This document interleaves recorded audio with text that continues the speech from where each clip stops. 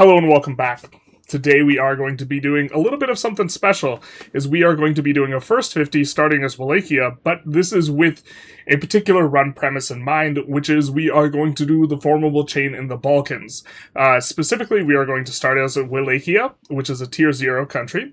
Then we are going to form Bulgaria, which is a tier 1 nation. Then we are going to form Serbia, which is a tier 2 nation. We're going to flip culture back to Wallachia or Wallachian in order to form Romania, which is a tier 3 nation. And then we will form Byzantium, which is a tier 4 nation, followed by Rome, which isn't quite in the Balkans, but other than that, we will be playing entirely in the Balkans. Now, I don't know if we will get through all these formables, but we will be doing at least the first 50 years here with the kind of intention of doing this specific formable chain and trying to set it up as best we can while still kind of playing relatively standard. No crazy exploits. I think there's a lot of videos going over business content. We have a first 50 where we go over it, so we're not going to kind of highlight their content so much, but they probably have either the strongest or the second strongest content in the entire game. Really, really powerful units. They also unlock a bunch of bureaucracies, just kind of a lot of stuff going on, but we'll kind of leave that on the table and start with our tier 1 nation. Wallachia has really nice quality tech density, or tech quality density. Almost all these techs are really good. Somewhat reminiscent of Verona. Basically, all of Verona's techs are good, but we start things off with Discipline, and a lot of these modifiers are really good when stacked. Discipline, damage reduction modifier, also damage amp modifier. The damage amp modifier, you kind of effectively have diminishing returns, but the damage reduction is increasing marginal returns. If you stack 50 Discipline, you get minus 50% damage taken. If you stacked 100 Discipline, you would not take any damage, except I think there's probably a floor on damage. I don't think you can stack 100 Discipline anyways. There may be some creative way of doing it, but moving forward, I think there's 2 or 3 discipline modifiers in the total stack of all the tech, but it'll be on Rome and Biz for the most part, I think. Next, we have Noble Estate Satisfaction Equilibrium, and also Sat Recovery, which is kind of a rare modifier. If you're not intentionally revving the Nobles, which I think is probably relatively strong / meta, just think it's a little silly, don't like to do it, then this is going to be very, very nice, especially in the early game. You're handing out estates, the nobles are powerful, or you're handing out privileges, nobles are powerful, they get upset really easy, and you can either tolerate the revs or you can avoid them by having a lot of recovery. It's almost like half a cabinet action that's always on. Army morale, 10%. We're going to have some more under Serbia. We have Diplo Rep, which is late to the party, and these last 3 are kind of just late to the party modifiers. Expect dip spending late to the party. By then you should just have money's not real kind of effects going on. And then prosperity, good for long term, late to the party in age 6. While we're here, though, we'll take a look at Romania as well. We are going to have very, very strong government reform slot as quickly as we can form Romania. That is going to be very, very nice. Government reforms generally have content that is considerably stronger than a single advance, so that makes any advance giving it extraordinary. Tolerance of Truth Faith, +1. This is going to be somewhat good if we go Theocracy, and kind of leaning towards Theocracy for this run, because we have multiple sources of Tolerance of the True Faith and this type of thing. It gives you +5 satisfaction. Theocracy lets you convert everyone, and then the satisfaction gives you kind of a variety of things, one of which is control. If you don't already have maxed out satisfaction, it'll effectively give you 0.5 control, so pretty strong modifier, although you tend to max out satisfaction, so then it doesn't do anything. Monthly religious influence, if I'm not mistaken, Hellenism uses this stat, unless they have some sort of substitute that's not religious influence, but I do think they use religious influence. We'll have to double check, but if that is the case, we have multiple sources of this in our formation chain, and that is going to be very, very nice for being able to collect more aspects, if that is how that works. Monthly control, not very good, and then light infantry power and reinforcement costs. This is going to be tremendous because we get more of this in Serbia. So Serbia is our tier 2 formable. Or let's go in order. The next one will be Bulgaria. We will get crown power. Very early crown power is going to be incredibly nice. It falls off as a modifier. Having it at age 1 is going to be something we're happy about. If we were going for government power, this would be nice, but also fortification maintenance efficiency.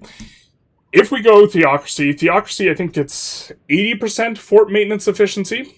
And with our content, we will get like another 80% fort maintenance efficiency. That's 240% fort maintenance efficiency, at which point the maintenance on forts becomes less than a third, so we can actually build forts to stimulate our economy, because we only have to pay like 20% of the fort maintenance, and then extra buy orders will come into the economy, increase wealth, increase tax base. Kind of a cute little thing that is unique to this specific formation chain, because you have fort maintenance here, you have fort maintenance in Serbia, and you have fort maintenance in Biz, unless I am kind of misremembering. But we are also going to have kind of nice early max literacy. I think we also have max literacy under Serbia, so this is pretty good for literacy maxing. Biz might have content for max literacy, can't remember. Loyalty of subjects, subject income, gonna be nice. Pretty solid H2. There's some more noble estate satisfaction equilibrium, so we're going to be able to tax them and keep them relatively high satisfaction, which means that they won't build as many junk buildings, so that means we won't have to kind of get rid of their junk buildings as much. We have some stuff that's good for religion, but it's not going to really tickle our fancy. Very nice Bink in age 4, 5% production efficiency. This is just a very strong modifier. You get a lot of age 4, 5%, and age 6, 10%. I think the age 4, 5% is probably better. RD powers are relatively dead. We are going to have Baboom, another 5% discipline, so that's going to be quite strong. War score efficiency, if I'm not mistaken, they've made this modifier a lot better, but this is age 6, and then we also have age 6 manpower. That's going to be a little bit of a thing. And then over to Serbia, and you're going to get to see some of the things starting to stack here. We are going to have a little bit of efficiency of cabinet, army morale. Remember, we have one from Wallachia, so that's 2 sources of army morale. Army morale is especially good on infantry, because infantry, relative to the size of the army, or the strength of the army, infantry will rout faster. And so we have an infantry combat efficiency modifier, 2 morale modifiers. We have a loud car outside, which doesn't really help our content, but it is there. We have some reinforcement speed. We have some max literacy, again, in age 3. Here is the fortification maintenance, whopping plus 40%. That is going to be strong. There is the more monthly religious influence, so now we are going to have 4 of it. Tax efficiency quite strong. Manpower, that's a second manpower modifier. Improved relations, late to the party, age 5, not going to really matter. And there is our more infantry power modifier. So we are going to have more morale and more infantry power, and so this is going to scale quite nicely with the fact that Biz has really good cavalry. Womp womp. But okay, once you hit age 4, you're going to have a lot going on, and then you have, I think one of these is pretty good. There's another 20% fort maintenance efficiency, so it might be over 260%. You can just build forts everywhere, and they're effectively free. I think the rest of these are just bad, except for this. This is a nice rate for satisfaction and progress towards defensive, which we want for that fort maintenance efficiency. Now, we're not looking at the cultures, because, of course, eventually we will be flipping to being Greek/Roman.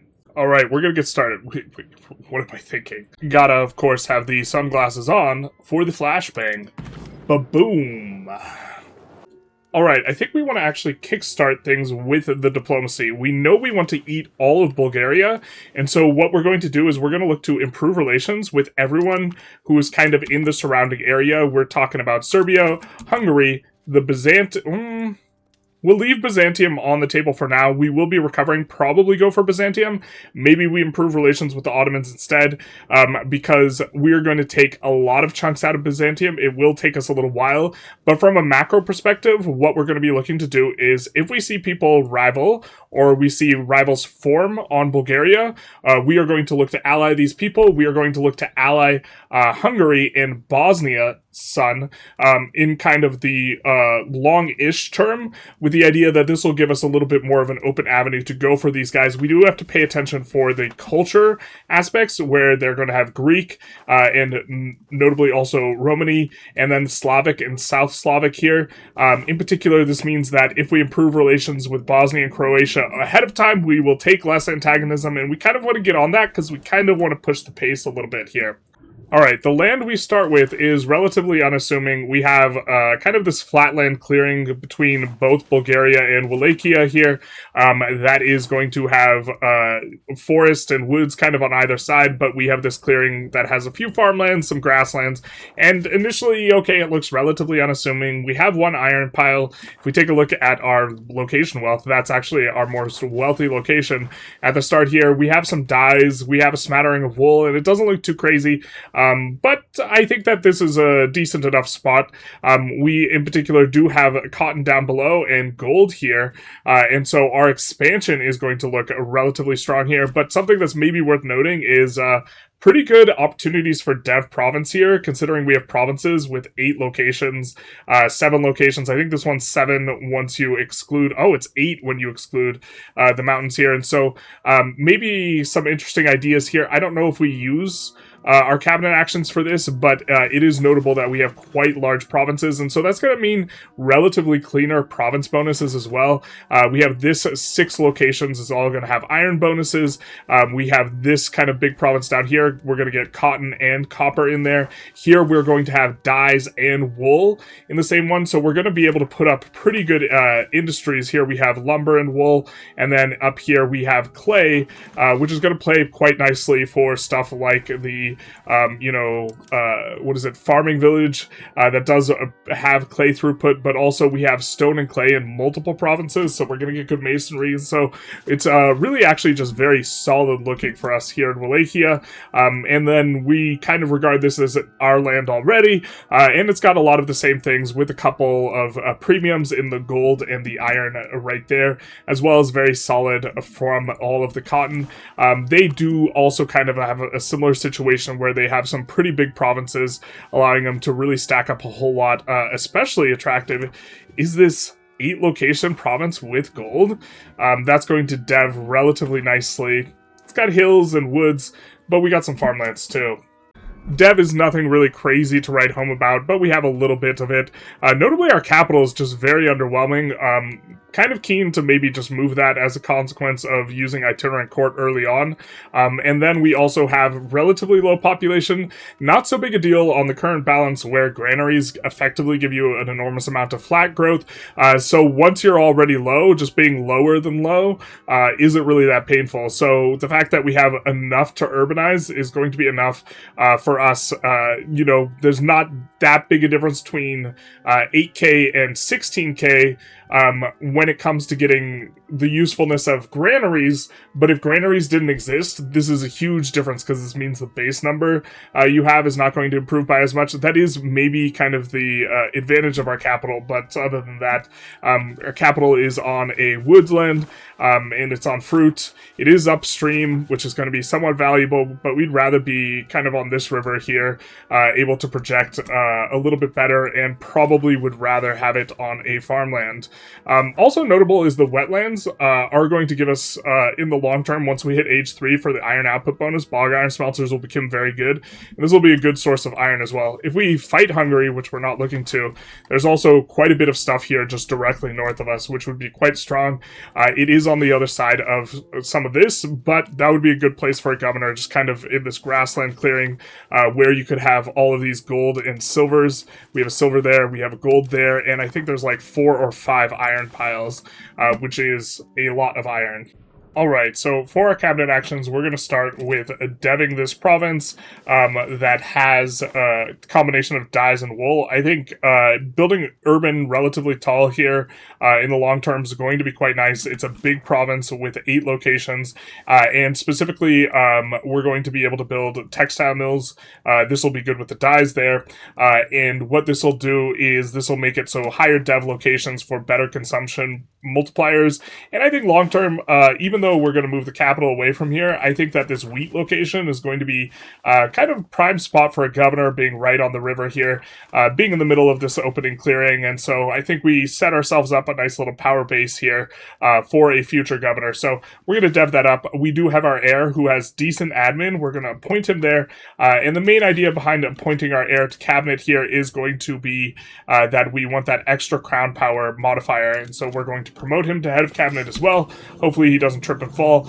This will give us a nice little push here. We're also going to push communalism, but for our values actually start off in really, really good shape. In that we have basically maxed out traditional economy. I don't think we're going to want to pivot super, super fast, but this is maybe more of an idea. We could, for this run, since we're going to control a lot of land directly, maybe go centralization, but I think we're going to leave that on the back burner for another kind of play tall testing run, where this is maybe not what exactly we want for that, but other than that, our values are just in very good shape. We do want more aristocracy, and I do think we want to go spiritualist this run, because we are going to be flipping Hellenism. If we go theocracy, spiritualist is also good, although Biz does have a lot of content that rewards you for being a monarchy, so maybe we don't go theocracy. But other than that, we start off with very close to maxed out serfdom. That is going to be incredibly strong for us, give us a lot of leverage to kind of tax them. And as it stands right now, pushing aristocracy won't be that useful, or we don't want to do it because the nobility is really strong right now. It'll get weaker as we urbanize more and power will shift to the burghers, but as it stands now, that immense strength is going to be a cause of us having not a lot of nobles, or not a lot of max tax on the nobles. And so that's going to be kind of a little bit of a struggle. So we're at a point where, like, it almost feels like we can't really push any values very productively. We can't push naval yet because we don't own the coast, even though we probably want to go naval long term because we're eventually going to have all the Balkans, and the terrain is rough, and so you tend to, like, kind of lean to the coast. Although going land, if you want to do a shorter campaign, definitely would make a bunch of sense, especially because you could get the dev off of going for the tailored urban rights. And then in the longer term, modernization of urban rights, just absolutely incredible for that max urban control. But that's kind of the setup we're going to have.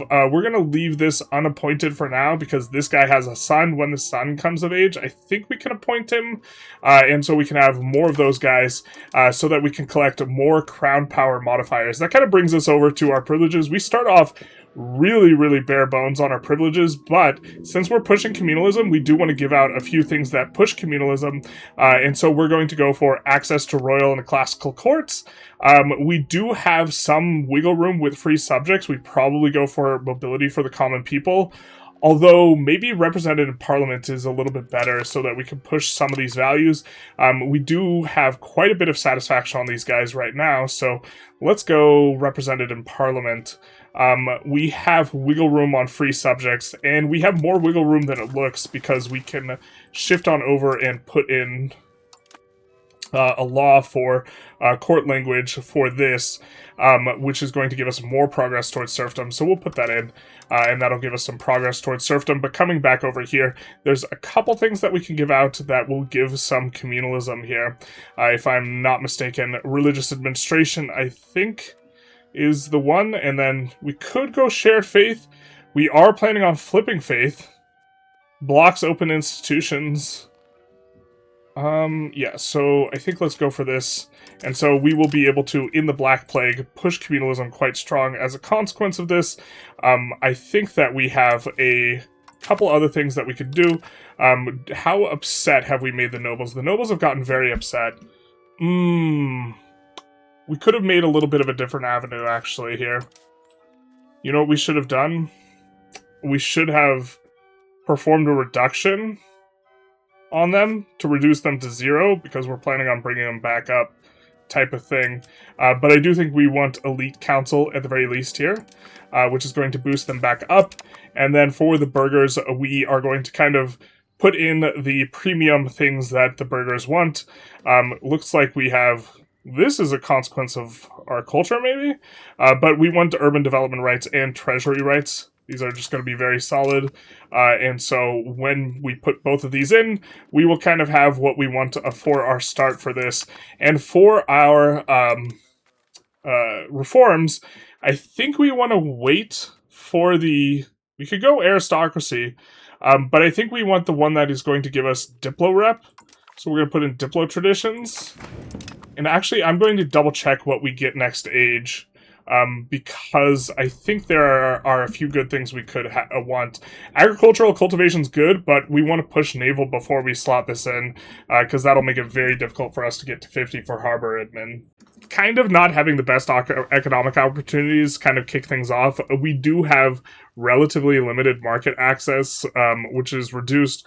I do want to get on Bulgaria so that we can fight them over that, and so this is going to be a little bit of a thing, but one of our better opportunities here in terms of how many years it takes for the opportunity to replace itself is the construction of a Spinner's Guild here. It's going to replace its value in about 5 years. And so this is going to be good for us, this 5.8. We are thinking ahead, and this is kind of important, based on provinces. This has wool in the province, so this is going to be good. Normally you'd want to build in the capital, but our capital doesn't really have...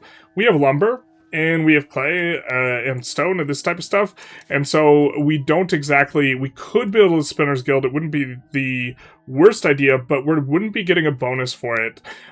But we might go for Paper's Guild. We might even go for Carpenter's Guild, because we are getting the bonuses off the lumber, but instead we went for building a fruit, which replaces itself in terms of cost in 10 years. The next thing we probably build here, though, is going to be paper, and go for paper / scriptoriums if there's any demand for it. I imagine there's not going to be very much right now, and we'll take a look at what the eco looks like if we just kind of let the tick happen and the stuff to readjust, and we're not making too much, but that'll be fine enough for us, and we'll be off on our way. With the dev province, maybe we actually want to dev this 7 or the capital instead. Both are going to be kind of a similar amount. I think not. I think once we get our control under control, things will be looking a little bit better, and then this will be good for us. The thing is this is going to be no value for us to build in right now because there's not enough control. The road situation at Game Start is we have no roads, so we do want to get those eventually. The burghers are eligible to build them because we do have, starting out, the building roads rights already slotted in. I haven't made this mistake in a while. We became eligible for a new law category. I thought it was just slotting in a regular law rather than changing a law, and so we changed on to education of the masses. This costs like 100 stab. This is not tenable, so we're going to restart and do all the same actions. A little bit unfortunate because we did actually roll a decent ruler trait, and every time you start, you get new ruler traits, and so in theory, if you want to hyper sweat a start, you just keep re-rolling until you get the ruler trait you want. This guy's pretty old anyways, so that would be extra sweaty, but we're going to have to give up this antagonism received. We're going to do all the exact same actions that we just took, but we're going to be doing it on a different roll. Immediately punished with Embezzler. I think we're going to take another reroll. Not necessarily looking for an Insano trait, but we don't want minus 5% tax efficiency to start. Alright, so we roll careful again, but we have a bad trait. That's punishment for our crimes. But we are going to make a little bit of adjustment with the satisfaction we have on the nobles. We're going to do what we talked about doing earlier, where we're going to lead with performing a reduction, and then we're going to request envoys and levy taxes and even ask for extra levies, because once they're at 0, they're at 0, and then we're going to hand out all the privileges to the other people, and then we are going to hand out the noble privilege in Elite Council, and maybe also nobility-controlled serfdom. That way, everyone will have relatively good satisfaction, and we will have gotten to click a bunch of extra buttons. So, seeing that we're at 0 anyways, we actually took this opportunity to hand out a whole bunch of other privileges as well.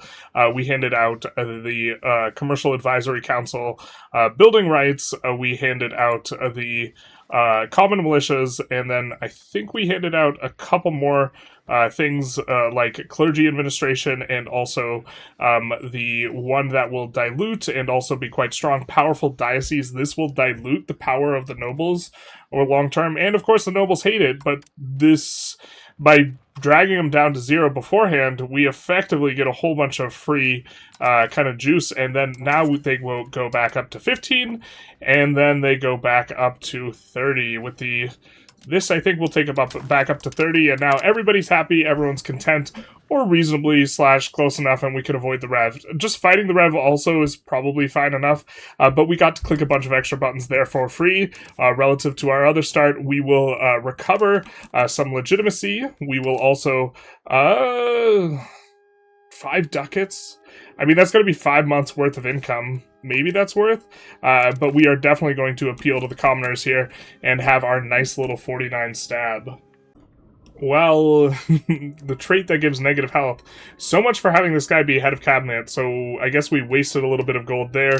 And then we will just put the best guy we can have in on communalism. We'll keep one slot open for a potential crown power character, and we see an alliance offer from Serbia, which is a little bit interesting, because we were just noting that Hungary rivaled Serbia. And so that puts us in a little bit of an interesting situation. They also rival Austria. I think we are going to rival Austria, our idea being it will be easier for us to ally Hungary. And the Serbian alliance is intriguing because we could use them very, very early on to pick up quite a bit of combat power. But maybe it's a trap. We really want Hungary to help us out, so I'm thinking we might even rival Serbia after we take out Bulgaria or something like this if we can. Just taking a look at the alliance situation, we have currently negative opinion. That'll clean up. They're way stronger than us. The base is 40, but maybe we can work this out, especially once we get into the positive. Normally we don't restart very frequently, but here, a big part of our plan for trying to secure the Balkans relatively quickly is making sure that we can expand really quickly and accrue less antagonism. And that involves us stacking up alliances, ideally with Naples and Hungary, over kind of an extended period of time, because we don't actually need to take the Neapolitan land. And Hungary has rivaled us at the outset here. So I think we're actually just going to restart and do all the exact same things because we are still on the start year. I think we might have forgotten to mention, we're killing all the sliders except for Cost of Court. We are taxing everyone to 50% right now, except the nobles. Will tax them a little bit more. And then we are also deleting all of the forts except for the one in the capital. Alright, we actually take a couple restarts trying to get a good Diplo situation kind of out the gate, and I think this is kind of it for us. We are going to be able to rival Austria, and then Hungary rivaled Bulgaria, so that's thing one that's really good. And then Bulgaria managed to secure an alliance with Serbia, but now Serbia is offering us alliance, and Serbia is also not a rival of Hungary as of right now, and they are improving relations with each other. So all of this is kind of lining up really good for us. We're improving relations with Biz. This is completely gratuitous for us to re-roll over this. I do think that we could get a reasonable start, but we're trying to be a little bit faster on some things, and this is good for us because with this alliance with them, we can curry favors, and then with the alliance, eventually get up to 20 favors, and then be able to break the alliance with Bulgaria, and be able to go in on Bulgaria, and because they are our ally, when we take a bunch of Bulgarian land, they won't get upset. And we maybe try and secure 3 alliances with the plan of breaking one of them relatively early, just so we can go full 100% war versus Bulgaria, and maybe annex them in 2 to 3 wars, so something like this. That way we can form Bulgaria and move on to forming Serbia afterwards. Alright, so we might even be able to rumble with Bulgaria right away here. Was thinking we'd have to wait for our second parliament, but Serbia is a little bit occupied, which means that we can fight them. And also, a little bit of time has passed since the start. They start out with like 5 or 6 forts, and they delete almost all of them. They just have 2 remaining here. And so Bulgaria might be fresh for the picking for us. With our first parliament, we're probably going to go for the... we could just go for army tradition, which would be somewhat useful. Proximity efficiency and land proximity without infrastructure, that's actually tremendous for us right now. We don't have infrastructure. We don't believe in roads, and so this is going to be very useful for us, and we should be able to go for a couple of things. Now, what we can do is we can hand out privileges, or we can even tax them at a slightly lower rate, so that the nobles, for example, recover up to 55 or something like this, so we could get a little bit of extra juice out of the parliament. We'll try and bob and weave and see what we could do, and then I think also declare on Bulgaria. The problem is Bulgaria has more troops than us. And is their ruler's not especially good. If their ruler was especially good, so this would be very spooky, but what we could do is we could put our ruler in charge of an army and then look to sit on a +2. and try and see where they go after decking them. But another thing we could go for is we can go for larger levies. Currently, we've swapped our cabinet action as well to increase province control here. And so the increased province control will give us, if we raise more levies, access to more levies. Okay, we actually have kind of a low roll on the parliament. We don't really want to pass same religious group, but this is our first parliament. We have an open spot. We want to get our, truce ticking with these guys so that we can get closer to the next war faster. And stab is relatively free on this patch, so we're going to change to a law we're not even interested in so that we can kind of move things along. And we have to operate through our nobles, at least right now, because they have quite a lot of power. This will get diluted, especially as we expand the clergy, and the burghers especially are going to start taking bigger and bigger chunks of power. There's maybe an argument that we should have handed out another privilege to them, but there's not really a privilege that we want to give them, at least at this juncture. Eventually, we do want to give out... Oh, actually, manorial courts would have been good. We like the max tax. Let's just give this out now. A little bit of a slight mistake. Hopefully it doesn't cost us. But we will go for this one as well. We will ask for larger levies. There's maybe a way that we could bob and weave. But with this, we should be able to, after the month tick, very comfortably have more levies than them. And so this will be good for us. Autonomy is something that we're interested in here. And then we will be able to... We can address parish church as well. I don't think we want to take the war exhaustion just to go conciliatory, so I think we will be able to go for that and kind of call it where we will be able to also change onto a better law. I'm pretty sure we don't start with kind of the best sort of situation as it relates to estate. We're on traditional distribution. Don't want this. So we would want, I think, to favor the elites or favor the ruler here. We'll have a little bit of a think. Another one is our ruler is actually really old, and we would prefer, instead of aristocratic court, especially because we're paying for legitimacy right now, we would prefer itinerant court. And if this guy dies, I think that we would actually just prefer the capital in here. This is where we're hosting the parliament. This is our other urban area, and so we could maybe roll it into there, and that might be kind of a nice little boon for us. It won't give us the max tax. The max tax on the nobles is actually just probably worth so much right now. Just taking a look here, we're getting 25% tax, and if we just have to go for the max tax of the nobles and go for favor the elites right now, which is going to help us to tax these guys better. So we're going to go for that with our parliament. That's going to be it. We'll be able to peel off a month here, and then after we peel off a month, we will have access to... we will not... Yeah, we don't mind about losing support. We will not hurt our heir. But now we will be able to declare on these guys, and looky, we have more levies than they do. We didn't even need the extra levies because he doesn't bother to group up his troops first. He is marching in here, and looking bad for him. This should be very decisive. We have our ruler currently leading this because he has the best stats out of everyone, and we were kind of in a must-win situation in regards to the war, but we could maybe take a step back and think about whether we want this guy to stay around. He does have minus antagonism received. He does roll an army trait, and okay, did that stack wipe? Crazy. Okay, well that's really good for us, but we're actually going to swap this guy out for someone else. This is going to be pretty good. Dip is, I think, probably the most useful stat right now, and so we'll just swap out for our dip guy instead and be able to keep our ruler a little bit safer and go for a quick battle or a quick sort of resolution to this. I don't think it's going to be worth it for us to siege down Tarnarvo, so we'll see what we can get.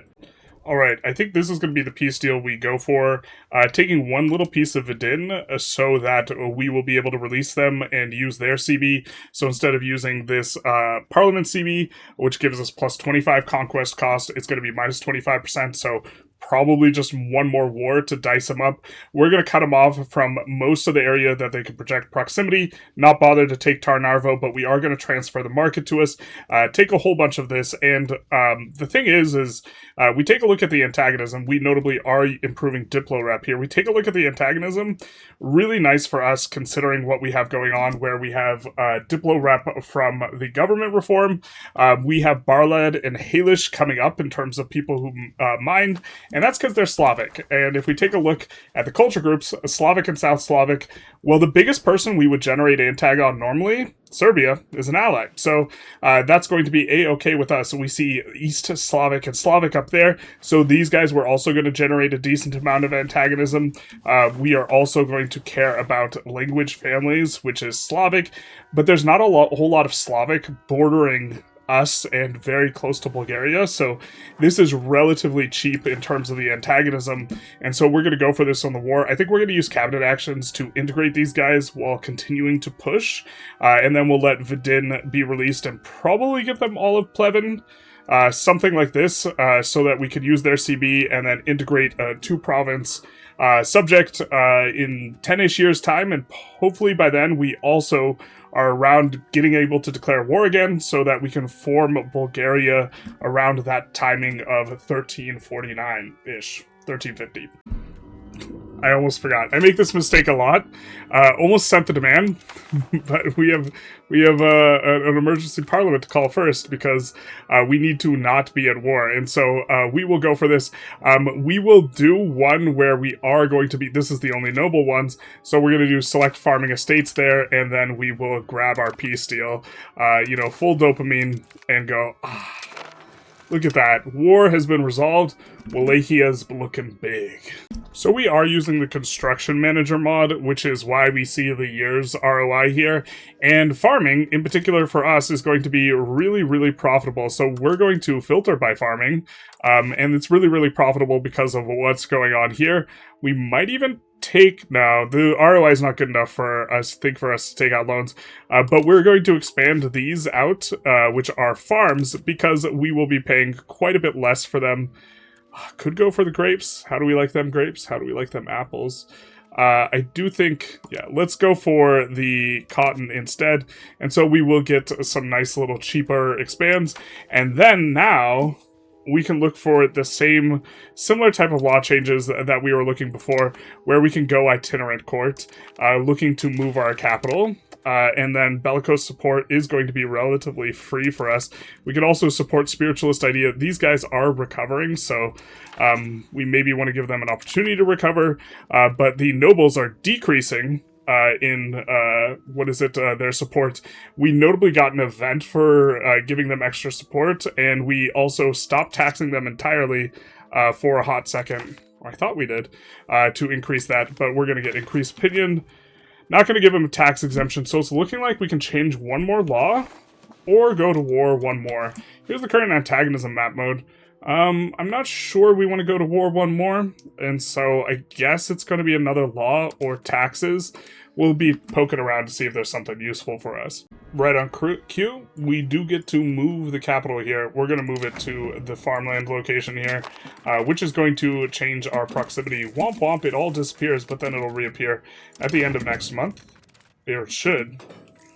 And I think it'll be a little bit better. It's kind of better.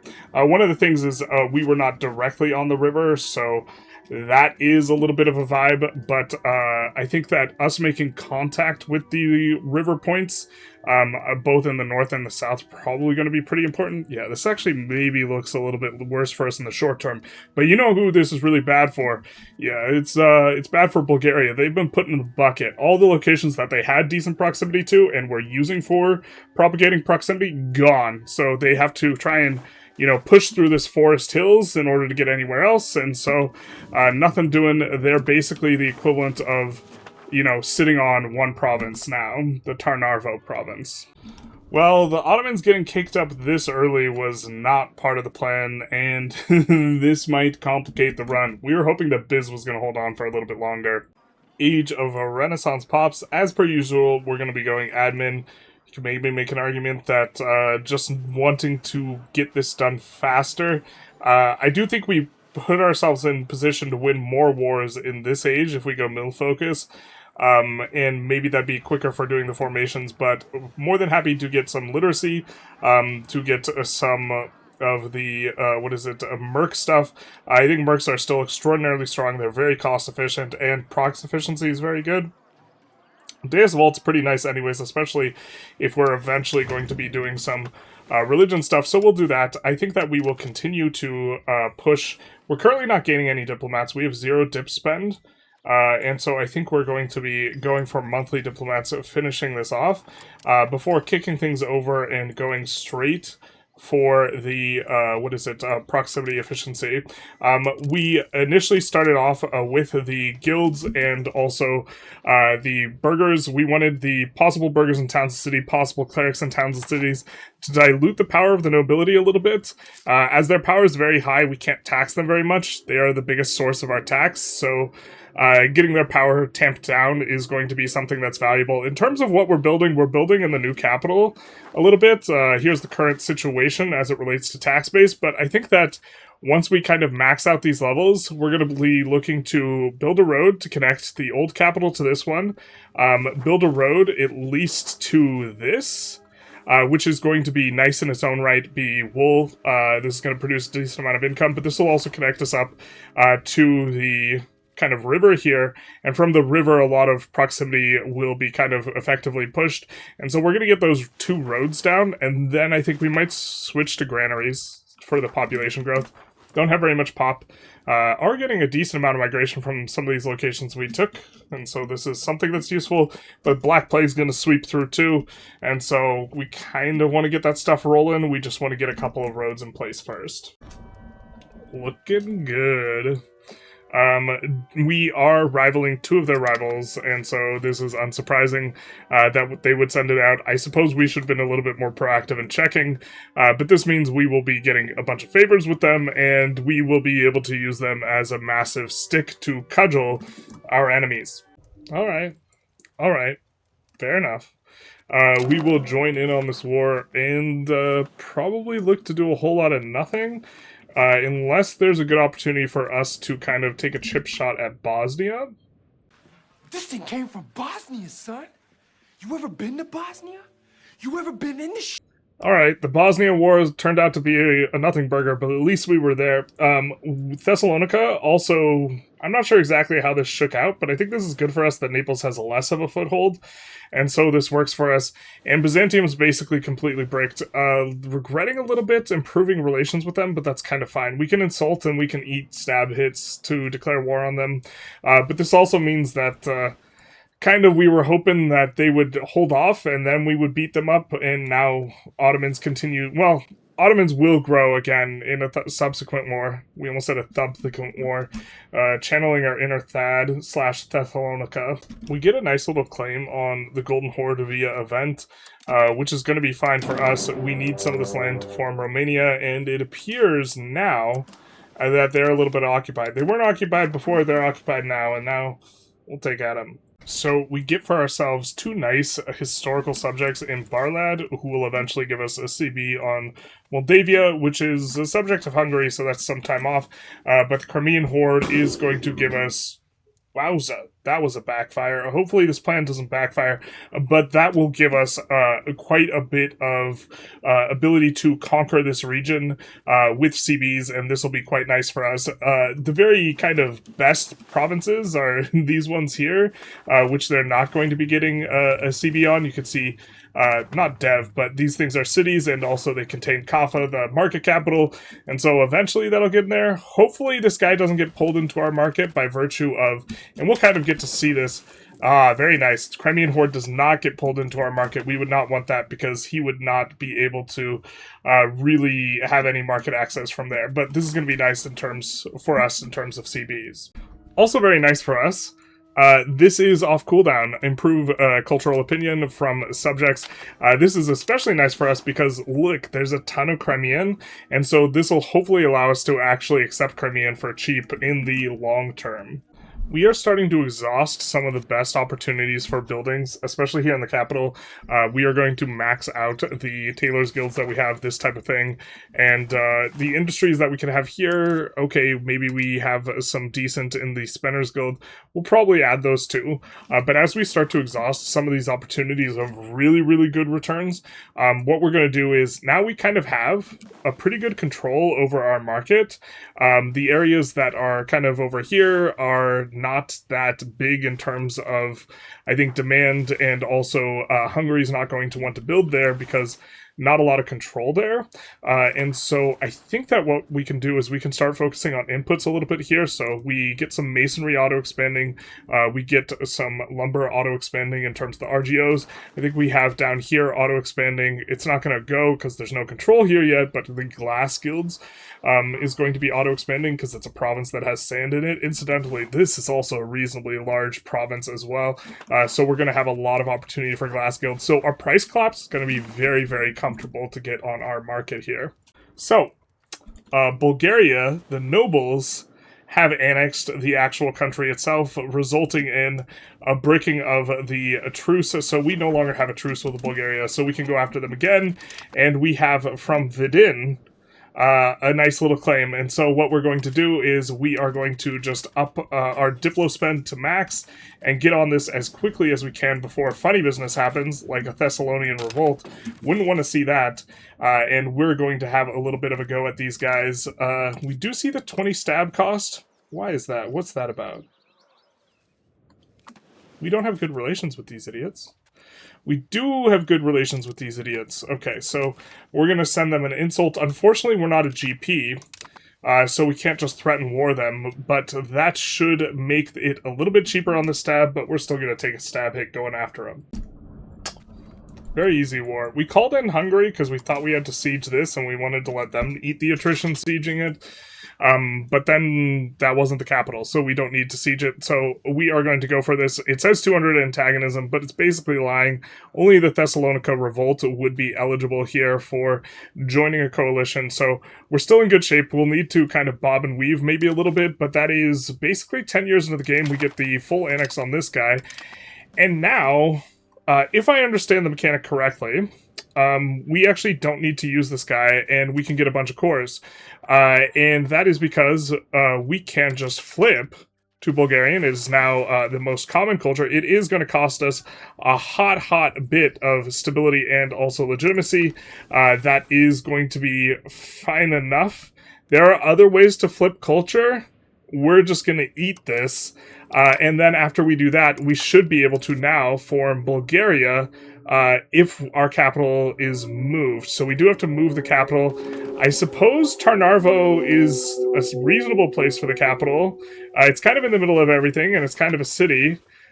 So that is maybe the way to go. The Sturdy Grains maybe is a little bit better. It's already on a river, something like this. And okay, so we will set about moving our capital. This will cost further a big stab hit, so that is uncomfortable. We also will just rake this back so that we don't go into taking any debt in order to do this maneuver. We need to have it be a core. How do we core exactly one of these? This maybe could have been thought ahead a little bit. We want to core exactly one of these provinces. I don't think there's a really good way for us to be able to do this. So we want to core, I guess, the Tarnarvo province. So we're going to switch to integrating that. But my understanding is once we form Bulgaria, we'll get all of Bulgaria's cores, which is basically all of this. Not this stuff up here, not this stuff up here.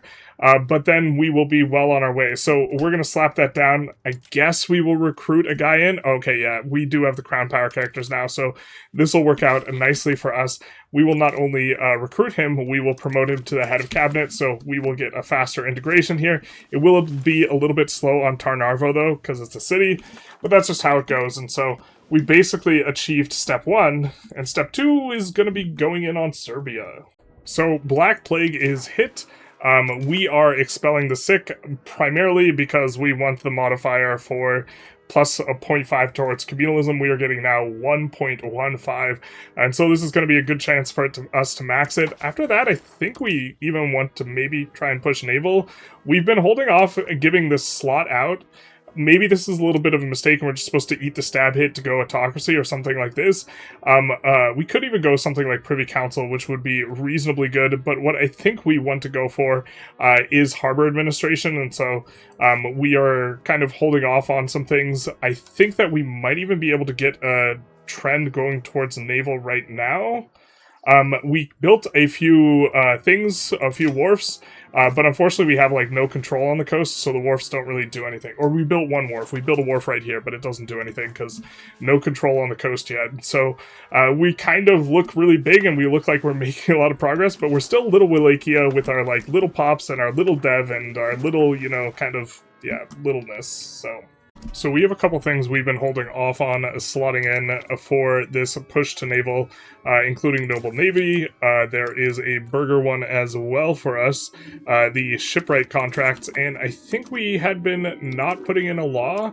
Yeah, we had not codified a law for naval audits, and so we will put all these things in now that we are going to be trying to push naval, since communalism has been capped, and so that will bring us a little bit of a push, but what we need to do is we need to get our ruler in charge of a fleet, and our heir, whoever he may be, in charge of a fleet, and so we're going to need 2 boats, and we're going to need an heir, so we got to arrange a royal marriage. So this is why we're paying for a whole lot more dip. We might even have to just kind of frictionally do some funny business here in order to get our dip up without needing to take a loan.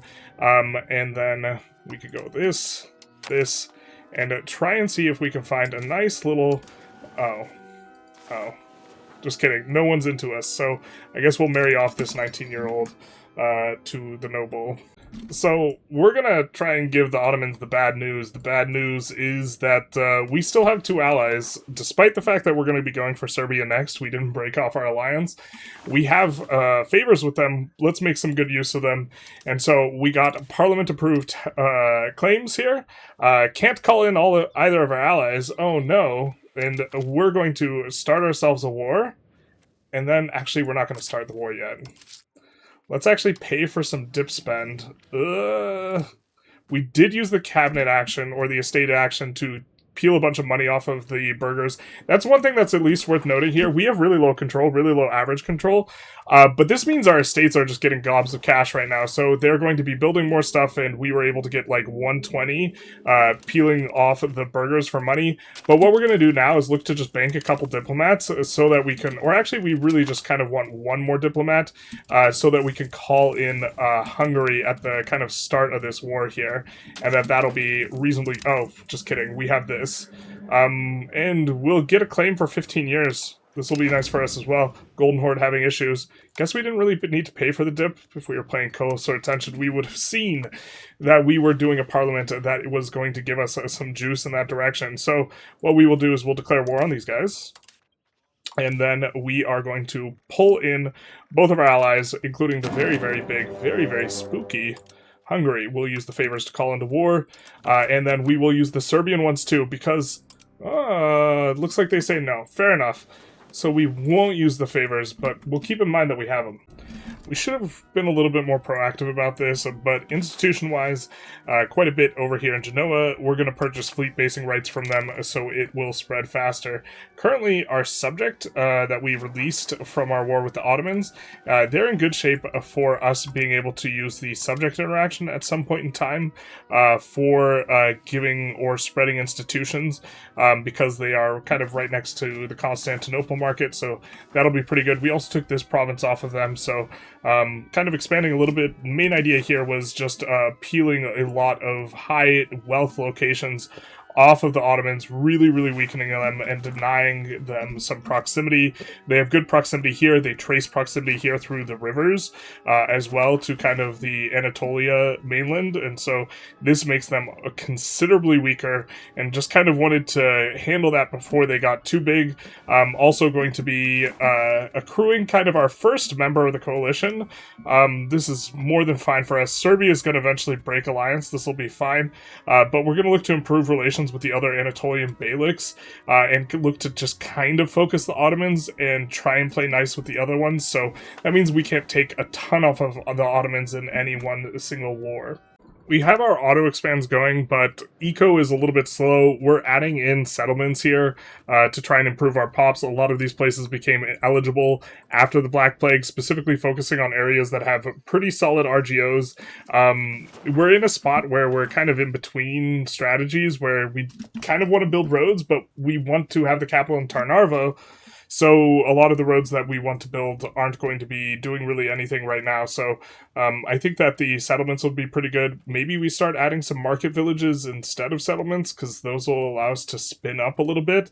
But one of our issues is we have quite a bit in cost of court. The price isn't too bad, but this is eating 1/3 of our income. And we are paying a lot more because our eco base is very large relative to our tax base. You can see our tax base is only 1/4 of our wealth, whereas 2/3 of our eco base is 2/3 of our wealth. So we would prefer to have a much better kind of ratio between these two, such that this effectively gets cheaper for us. But it is what it is at this point. We'll go back to age 1 to pick up this institution spread. Max RGO size is a little bit tempting, or max RGO size in rural, but I think we're going to go for formal city rights. Actually, you know what? We're not really upgrading these that soon. Max RGO is going to be a little bit nice, but maybe we go max literacy the burgers. This will help us to get a little bit more dev. Actually, let's maybe change this up slightly.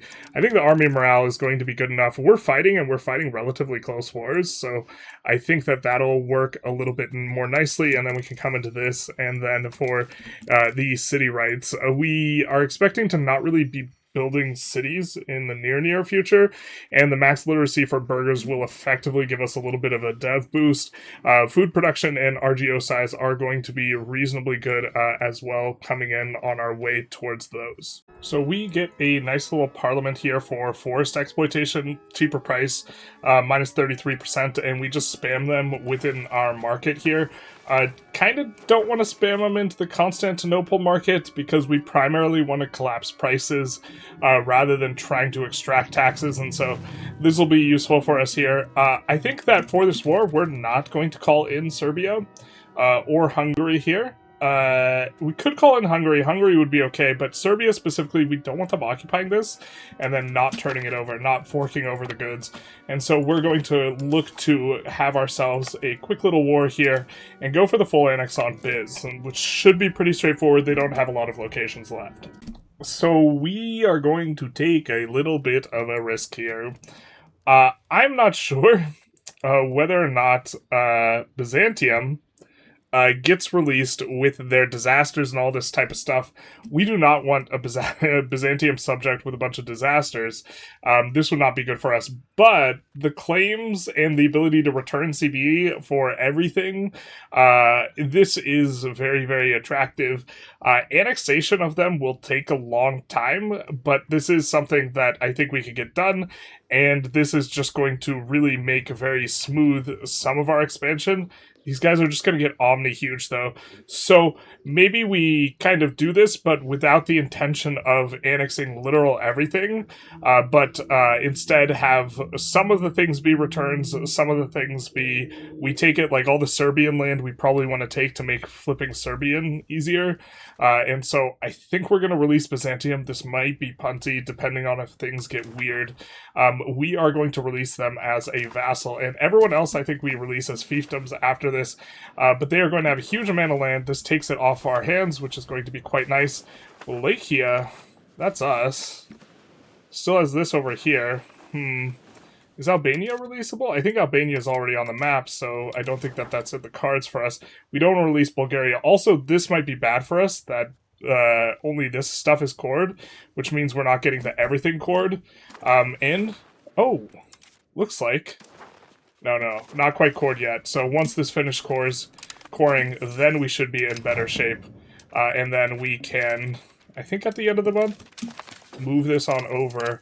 Yeah, that is now cored, and so we could see if we can move our capital over here. Tarnovo is kind of an okay place for a capital in either case. Alright, it's time to do the first formation here of Bulgaria, giving us access to a bunch of additional content. Crown Power is going to be really nice, as is the legitimacy, considering we are kind of deciding to stay here, and we form Bulgaria. Woohoo! And so we're going to lose access to... Yeah, we no longer have the ability to form Romania, but we will be kind of coming back to this. We're turning our eye towards Serbia, And the moment of truth is, hey, we do get the cores. Fantastic. Of course, since there was a rebellion issue, we don't get the cores everywhere, but we'll just integrate these by hand, I think. And then Vidin kind of presents an interesting question of if we just release these guys to annex them because they're only size of 1, or if we annex them like this, which is going to cost us 200 annexation points. I think we probably released them and just looked to fight them at some point, but they were quite useful for giving us that good CB, which allowed us to annex Bulgaria in 2 wars instead of 3. Second, a golden age of Bulgaria here, and that's going to give us quite a bit of construction efficiency until this guy's death, which is going to be quite nice because he's only 28. So that's going to be real good. Let's take a look at our proximity map mode. It's pretty good in terms of what we have going on. Tarnarvo is currently not our most valuable prospect, but we're going to be able to build up a lot more there than in other places by virtue of it being a city. We don't have access to any other cities right now. We are kind of weak. Ooh, we did go underwater on this. Is there a way for us to avoid the loan? Doesn't look like it unless... Can we request a loan from a bank? I think banks have better interest rates. No? I guess we're just going to be borrowing here, so that is going to be a little bit unfortunate for us. We can also come in and just look by ages or look by unique tech, and we should be able to now go for something like this. We'll add the queue, which is going to be our Bulgarian attack. Well, considering we were just about to break our alliance with Serbia, and I don't think this hurts our other alliances, I think we're just going to decline Serbia's call to arms. If this reduced trust or somehow created issues with how we interact with Hungary, we might kind of make some different sort of approach, but we want to go after Serbia. We also fed Vidin a province, realizing that us not getting all the cores actually might be kind of an okay situation, because, okay, we have a bunch of pops that are Bulgarian. We need to flip Serbian. It will be easier to flip Serbian if we have fewer Bulgarians. The fact that these aren't cored means that we can release these as subjects to lower our Bulgarian count so that we can have a higher Serbian count. So this will maybe make things a little bit faster. So we get some nice back-to-back parliaments. The parliaments that give you a discount are incredibly powerful early on, and then they start to get kind of bad because you tend to have exhausted your good opportunities by then. But we just got the mining one, and then we are technically at war with a subject that's rebelling on one location with one of our subjects, and so we were able to do an emergency parliament, and now we get to get really good rate here. 3 years in terms of getting our return. That is incredibly fast. We do have lack of employment in a couple of these spots, and so that is going to slow us down, but we're basically going to add in, I guess we're going to double up on the bubble, and then that will be kind of all of our payment. Maybe we can get in 1 or 2 more of those, and then currently we do not want to click for Parliament approved taxes. Oh, we did this a little too early. We did this parliament a little bit too early. We're not going to get to double tax. That's okay. Going to be a kind of okay, though. Needed to wait like 6 months instead. We will end this war, though, because we were holding on to the war just for purposes of being able to do that, but a little bit unfortunate. Don't mind getting a little bit of extra integration. The legitimacy is not going to be too great. We've already handed out urban rights everywhere. Probably should have done this location before handing this off to Vidin, but we did hand this off to Vidin as well, because it wasn't cored, and I think we want to eventually anyways, and then this will make the annexation on Vidin a lot more productive. So we actually read this tooltip wrong, and it was ticking down, and Parliament-approved taxes are now gone, so we will be able to tick up Parliament-approved taxes. We do have to gain a little bit of extra support. Oh, we don't want to... this is probably the best one we could do. I think over net, the Parliament-approved taxes will be net positive. We also managed to get in another thing. We will continue to search. We, of course, can filter by farming specifically, which is going to be very helpful while doing it in this UI here. I think that, yeah, we'll find another farm. I think that actually this one's going to be kind of the one that looks good. And we do have a little bit of extra. This is a farm, so we'll put that in as well. And it's not surprising that it's just kind of all the locations by the capital. This tends to be the case now that they've reworked the prices to have the prices correlate somewhat strongly with the base price of the RGO. Because it's going to basically just be whatever you have the most control in. And this is kind of our current control map mode. Very janky here with what we're doing and what we have going on, but it's going to be hard for us to get cores at the pace we're planning on and trying to expand unless we do at least some amount of subject play here. Kind of not such a good development while we're in relatively chill mode is Hungary slapping around Serbia, because they're likely to grab a lot of the Serbian land that has actual Serbs there, which is what's important to us. We don't want the Greek Serbian land, we want the Serbian land, so that is going to be a little bit annoying. Just our auto expands kind of kicking things through. We have granaries in our granary towns, we have masons in places, provinces, close to the market capital in areas that have clay and stone, and we have some high value stuff specifically in the capital. We maybe look to expand this out a little bit. We do have cotton and dyes, so that's a pretty good setup for doing anything to do with textiles. And so I think that we maybe set up spinners guilds here, which is the next most profitable thing. Got a 10-year return, and we'll get started on that province, which is right next to the capital here.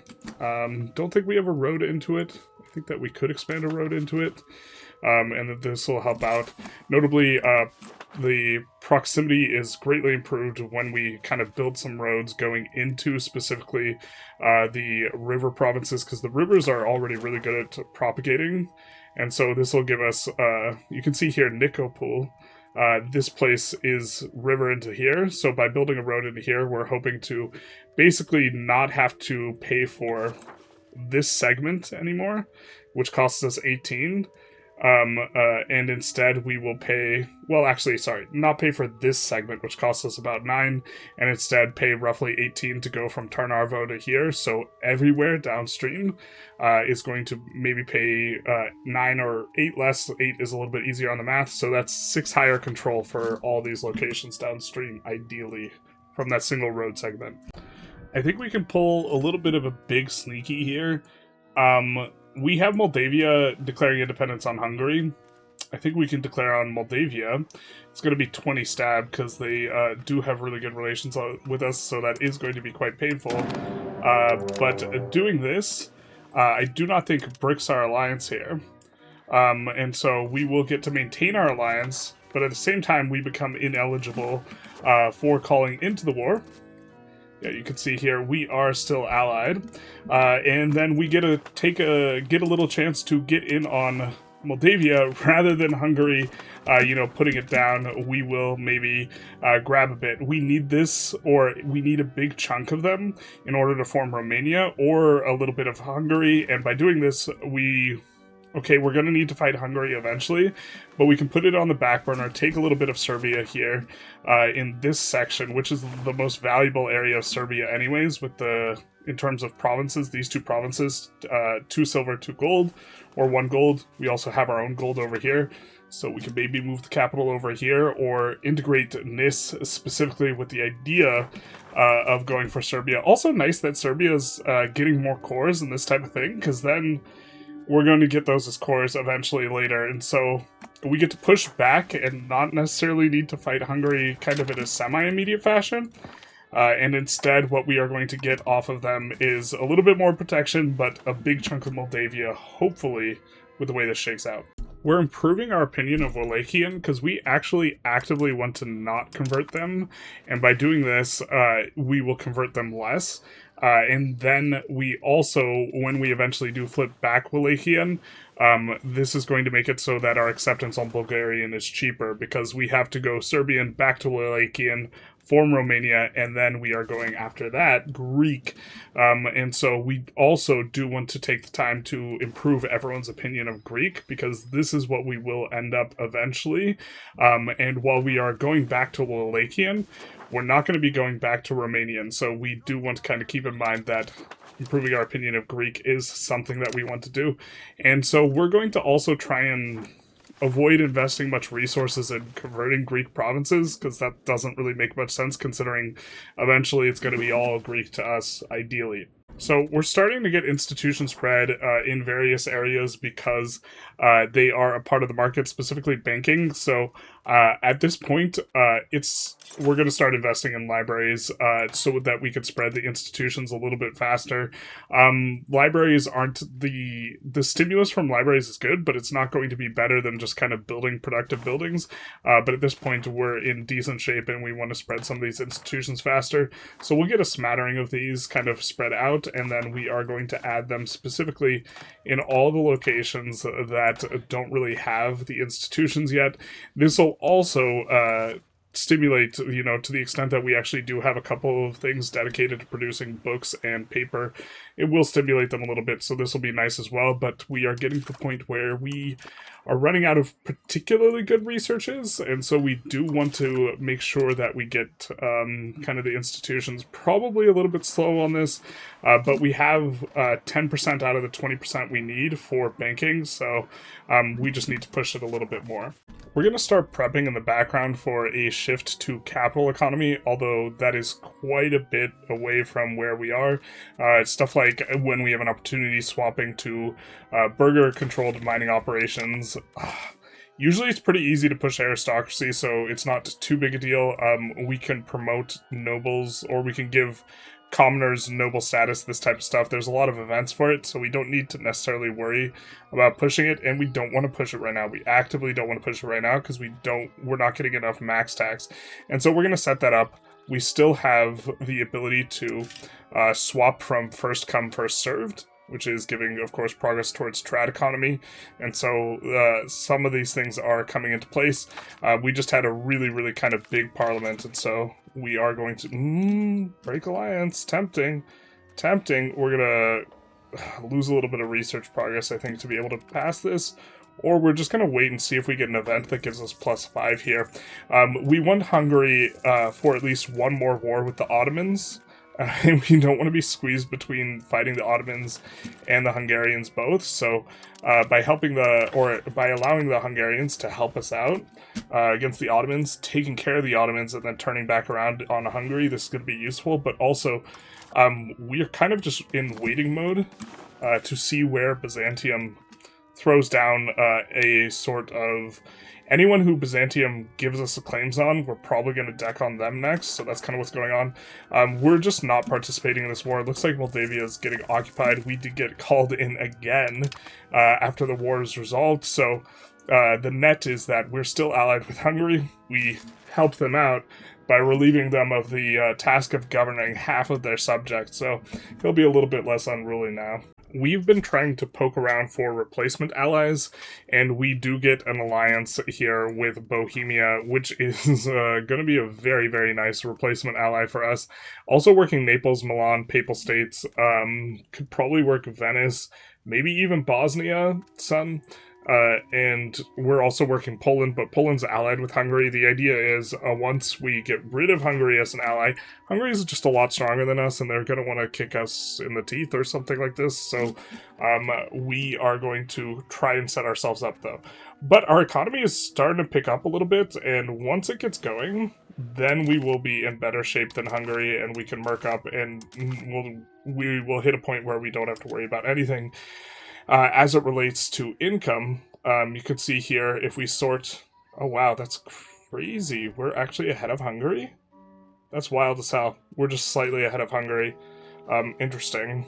I was not expecting to see that with a much smaller wealth level than Hungary. Hungary has a little over double our wealth, but yet we still are managing to get more income. And it's not like we have a lot of trade income. We do not have the best thing for trade. We are getting like half a ducat per trade capacity. We're not really pushing the trade too much, although we do have a little bit out of Constantinople.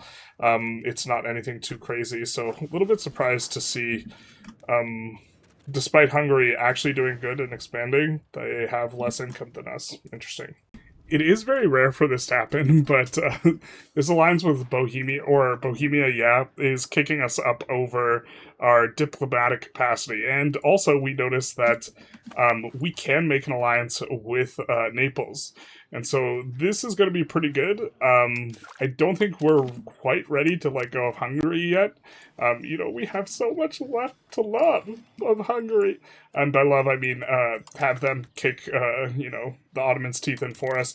And so what we're going to do here is we're going to go for the dip cap, which should kind of right our ship a little bit here. And then after that, we will go for this. And then we're kind of hoping that we have a little bit by then, or we have the thing. We've been eyeballing our max sailors as well, and I saw also kind of storing up gold.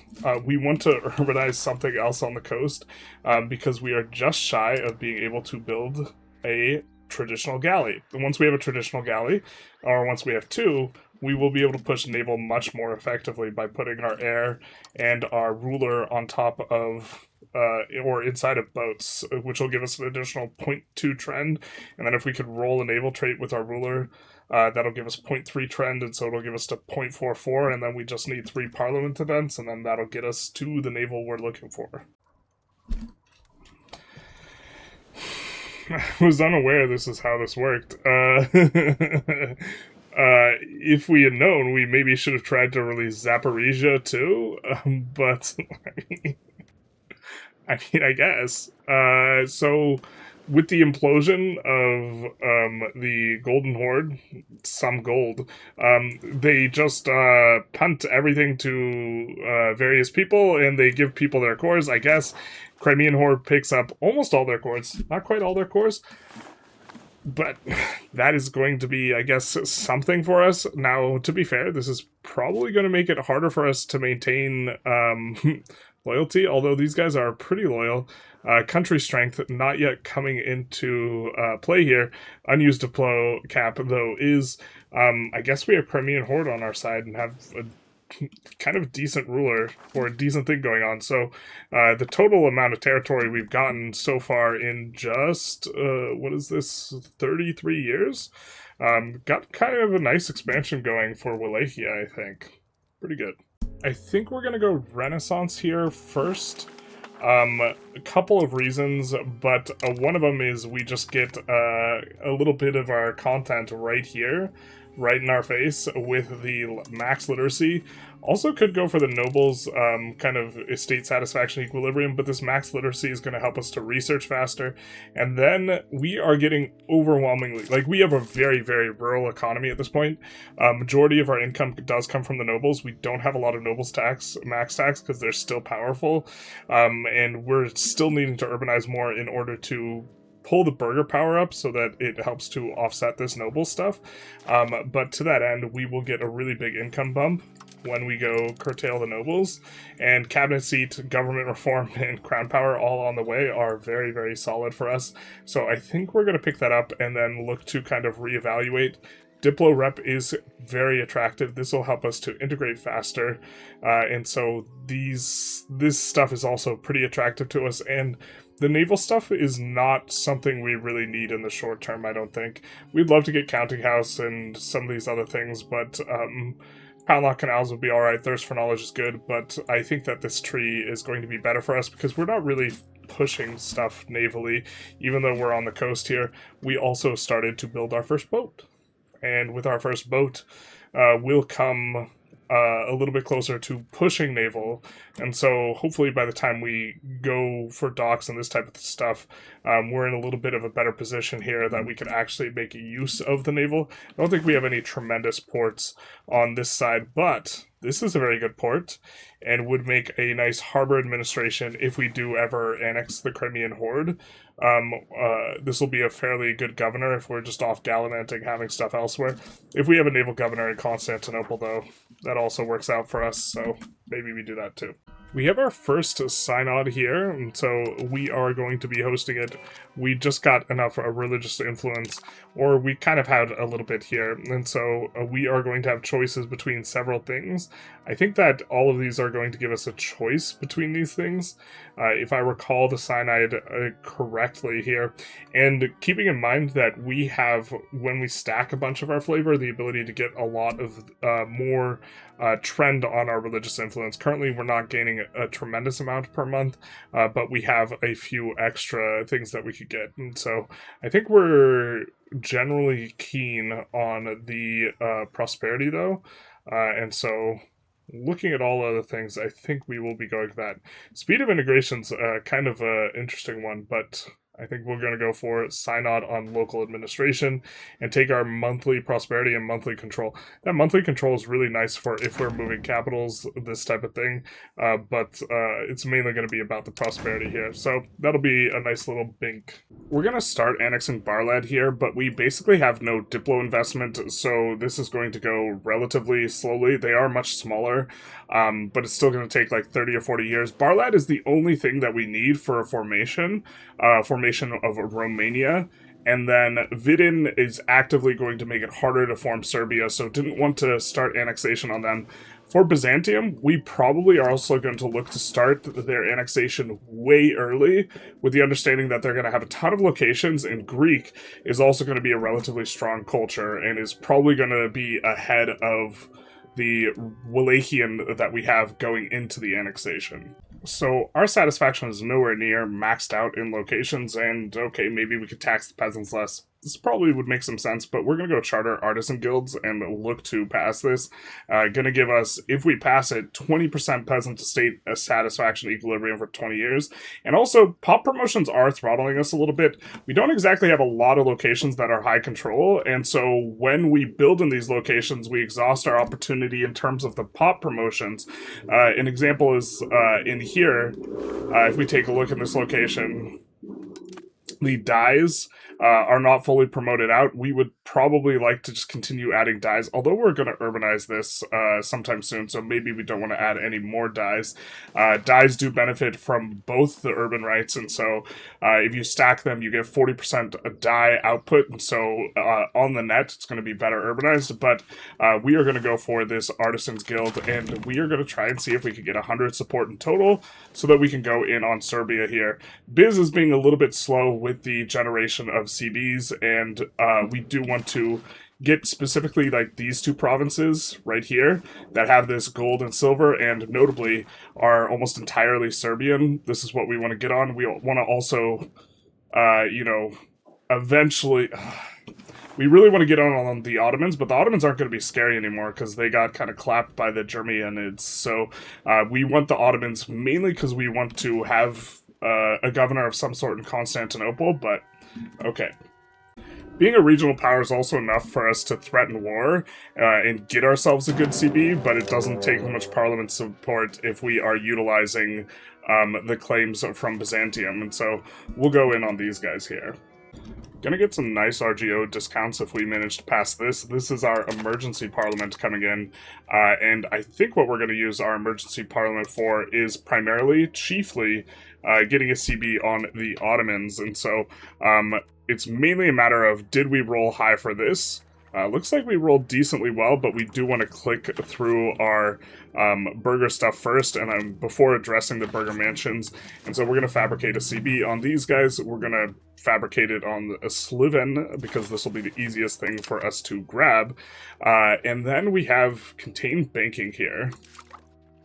I don't think that that's going to be an issue for us, really. And so let's just go for that and see if we can get enough support with our other options. Looks like we'll have to focus on land, but that's not too big a deal. We're pushing it right now, and that puts us in a pretty good spot. We'll do demand for a new monastery before we kind of click the other buttons, and we are going to be having a pass of the Rural Crafts Charter. I think this earns us more money than request additional taxes, but it's hard to say. We'll be focused on expanding the forestry and the gathering.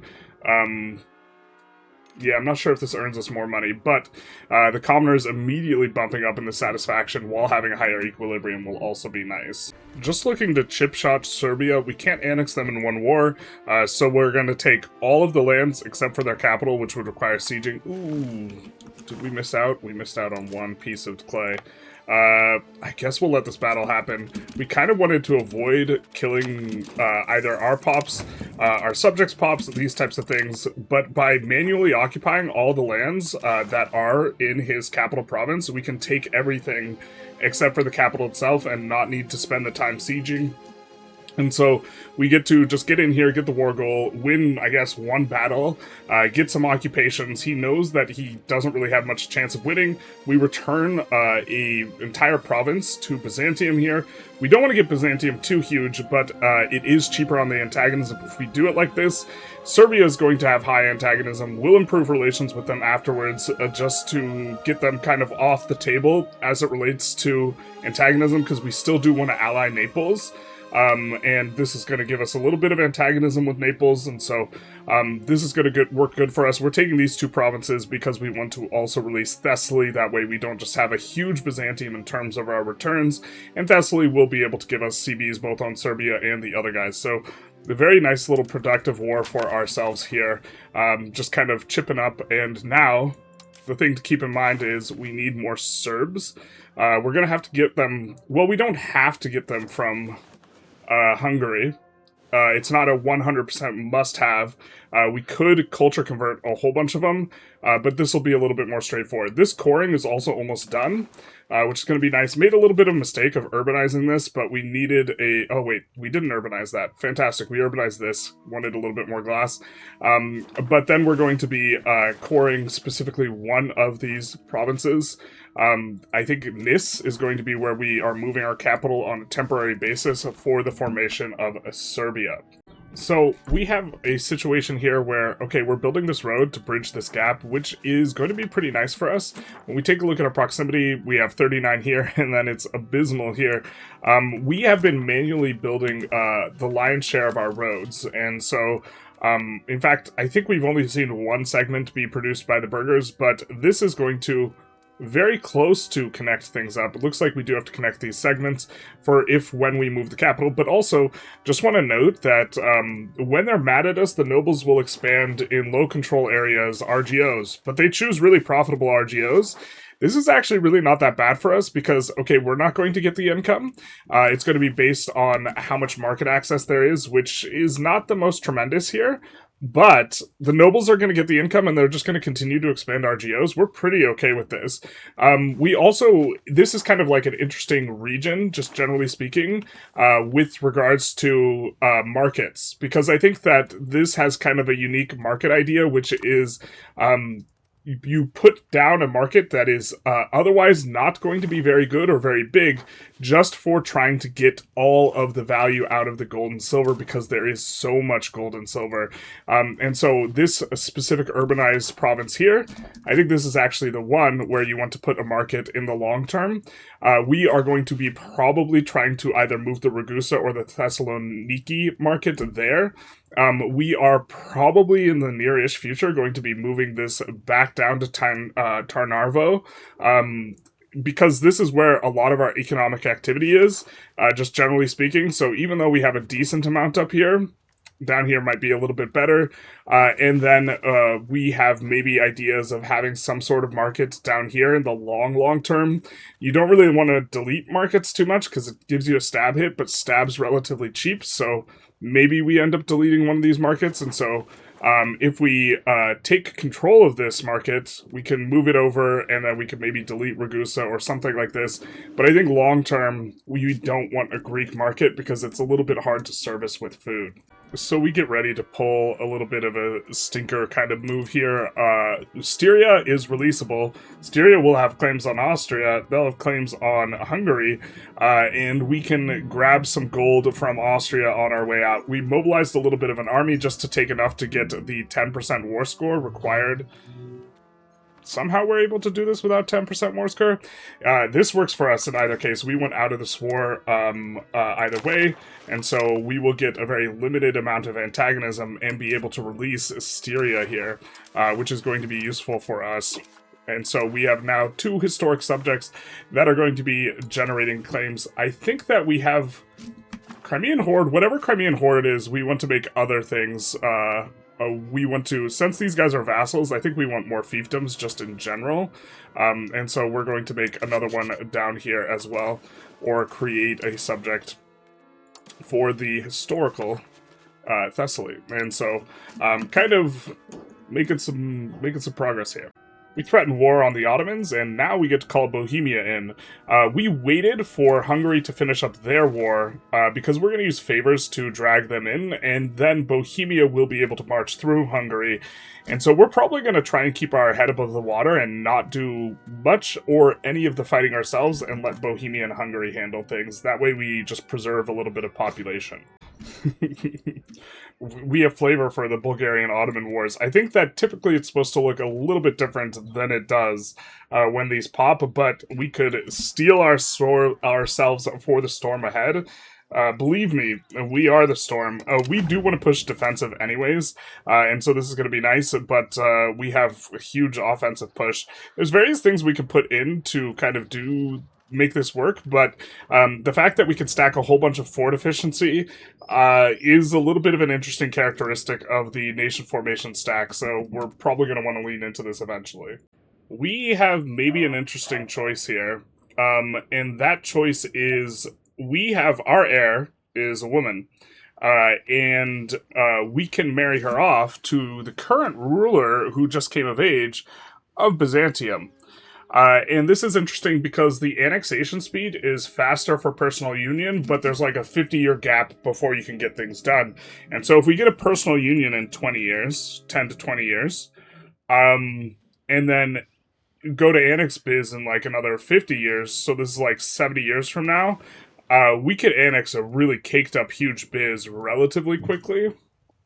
I think that we also get a decent amount of prestige from this, just looking at it from a prestige perspective, so this is okay. The downside is we send away our daughter, who is also our heir.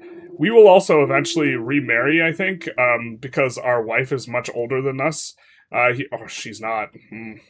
Who knows who dies next? So this is going to maybe be an interesting kind of turnout. We'll choose the high variance option, because I don't know how deep we play into this run.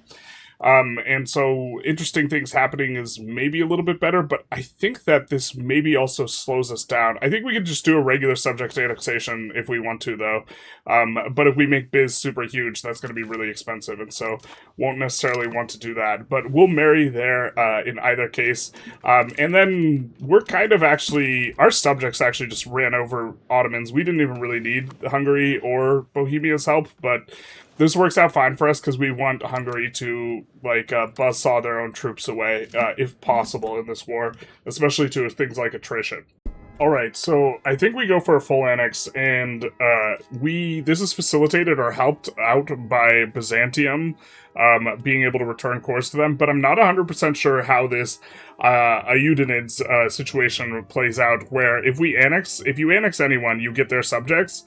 I'm not sure if they're going to be flipping us or to Biz, so we saved before doing this. If they flip to Biz, I think we just reset, although this land all going to Biz wouldn't be apocalyptic. I do think that we maybe want to put a governor in Smyrna, a governor in Constantinople, and this kind of makes us want to annex the Eunids ourselves, and in terms of land, we would rather not feed to Biz. This is like more valuable land, just generally speaking, than a lot of the stuff we're feeding to Biz. It's got more urbanization, just generally, and so the annexation will be made slower with all these towns and cities and this type of stuff, and so we'd rather take this in terms of what we need to form Byzantium ourselves later, and feed Byzantium the less good land. In addition to, we can just make use of this and this type of thing. So we're going to go for this and see how the subject gets treated.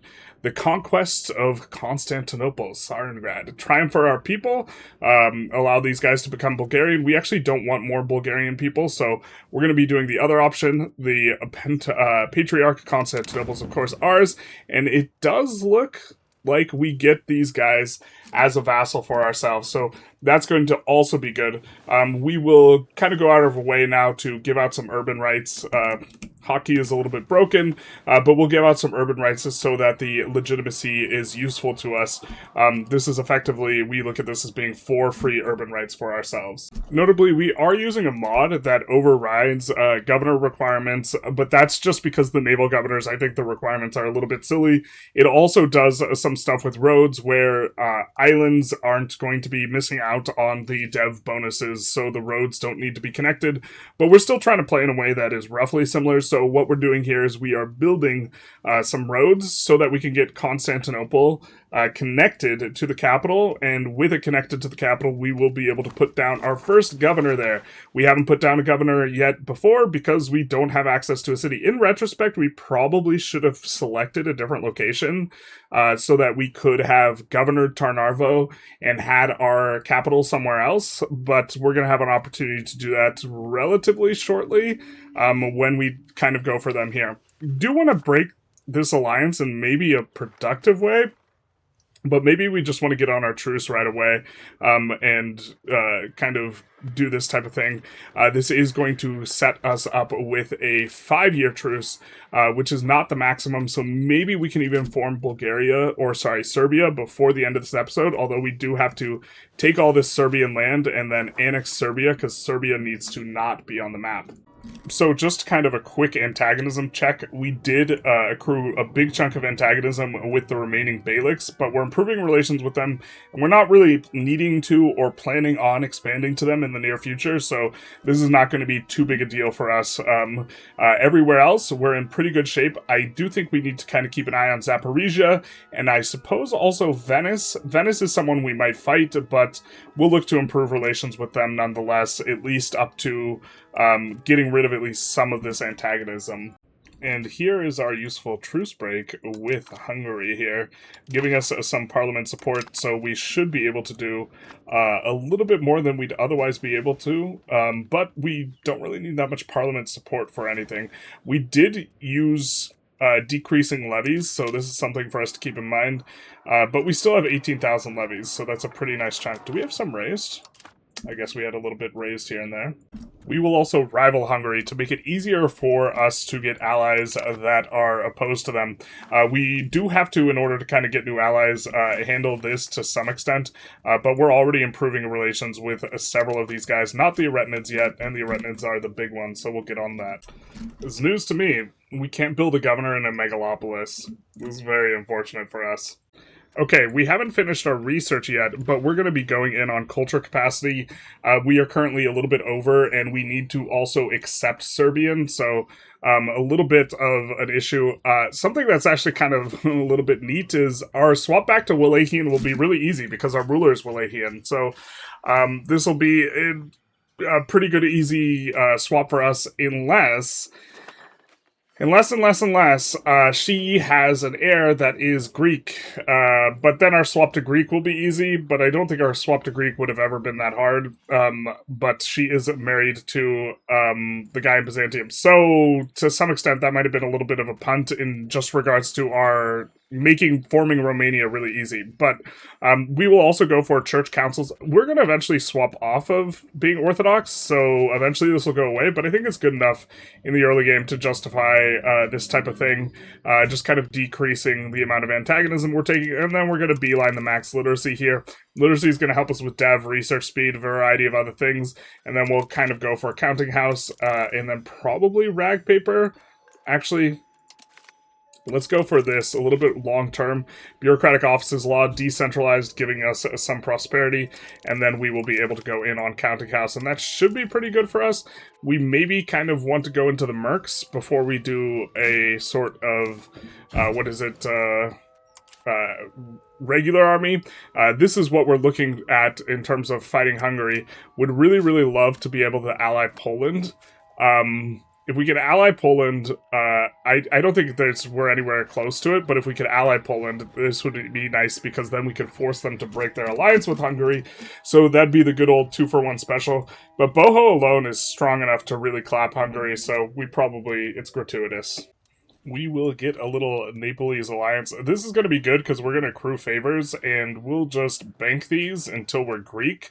And then once we're Greek, we will be able to improve cultural opinion of Neapolitan twice, so we will have much cheaper cores in the long term on these guys. This is going to, I think, just slightly bump us up over... we're under dip cap. Perfect. Just barely kind of throttling or straddling the line. Normally this is not a resource we have pressured, but we have really big subjects in Byzantium and the Crimean Horde, so this is part of it, and usually we don't lean into allies as much, but as things look... if we pull both Naples and Boho against Hungary, this is just... quite a little bit of a lopsided thing. Looks like maybe we could... we don't have enough dip cap. I was going to say maybe we could ally Halish and have them break off with Hungary, but that's probably not in the cards even. So we have a bit of an annoying situation here, which is we have a secessionist subject, or we had a secession movement, and the reason this is annoying is because we have a save right before this, so we're just doing this to demonstrate it. If we do Annex Revolter, it doesn't actually annex these guys. And so that part is annoying. That's not what we're going to do. We're going to reload and do something a little bit different, but this is good for us if we're willing to kind of cheese a little bit, and I think that's what we're going to do, because we're going to be accruing a bunch of extra antagonism, this type of thing. But the subject type of secessionist is very, very strong. It's basically the best, it's one of the best subject types in the game, and what the secessionist is strong about is it can be annexed in 5 times as fast. 2.5 progress instead of 0.5 progress. What we can do is we can transfer a bunch of locations from Byzantium and Cochlei to this Byzantian and annex these guys much, much faster. So this kind of changes the nature of the thing, and we will be able to annex considerably faster for doing this. Not sure exactly if we just want to transfer these guys as a subject, or if we just want to full annex Cyprus, in which case we get their subjects as a subject, but this is what we're going to be doing. Kind of a weird sort of speed bump. I know this is a play pattern people have complained about, that you basically lose this, have to repay the antag, but the fact that you get a secessionist is actually incredibly strong, especially when paired with the fact that you can, with your subjects, force them to transfer locations to another subject. We're also going to start our push towards cap economy here. Currently, we have a very slight trend towards traditional economy. That will now be undone here. And this is going to be a little bit painful because this is actually good value for us right now. I think that trad economy is actually better for us right now in terms of we'd rather have 100 trad economy than cap economy. But this is our next big push. And especially once we get the megalopolis of Sarengrad or Constantinople, once we get this going, then this will be an enormous percentage of our income. And so I think that we really want to kind of move in that direction if we can. So what we're going to be doing here is going to be doing the thing. First come, first serve. This is giving us progress towards trad economy. It's been enabling us to keep trad economy in, but we're going to swap to most profitable, which is going to give us progress towards cap economy instead. And so we will now be gaining 0.34 progress. Also, we're kind of hoping to find a spot where we can increase our naval.